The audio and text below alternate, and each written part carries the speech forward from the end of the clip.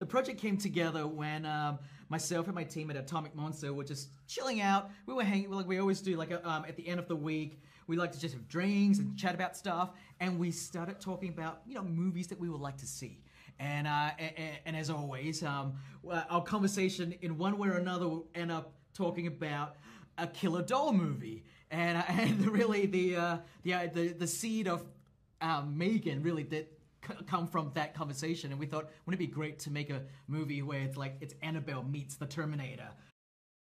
We obviously have known James for a long time since we did Insidious together, and when we get a phone call from James that he has a scary movie, that's already good. But then a scary doll movie, we were predisposed to like the script before we read it. Kayla did an amazing job. I mean, I worked with her to sort of crack the story. But so once we had that sort of foundation of the rough layout of the story, she just went off and she had fun with it. I told her, don't hold back, just go as nuts and go as crazy as you can.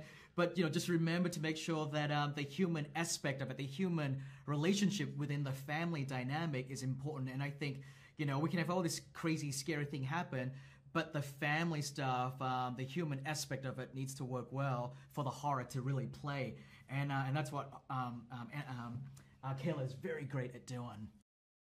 One of my favorite things about the movie is the tone that she's got, where it's scary, but it's also really fun and funny, right, which is really hard to do, easy to do, hard to do well, and I think she does a terrific job at that.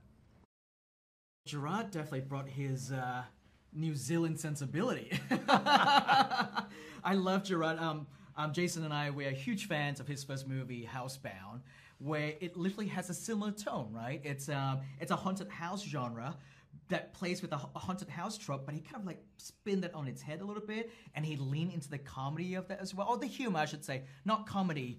And that's what Gerard did so well with this is he was able to to not be afraid, to play the horror of Megan, to play the emotion of Caddy and her loss, and play into Gemma's, sort of trying to deal with her career, and then having to work with this, trying to be a mother at the same time to her niece. But at the same time, Gerard has to look at the whole picture and go, okay, this is all pretty absurd, so how can I find the humor in this? And so Kayla gave him basically the template for Gerard to kind of run away with it. He did something which was vitally important for the movie. It might sound obvious, but there are a lot of other directors might not have done the same thing. He was just singularly focused on Megan.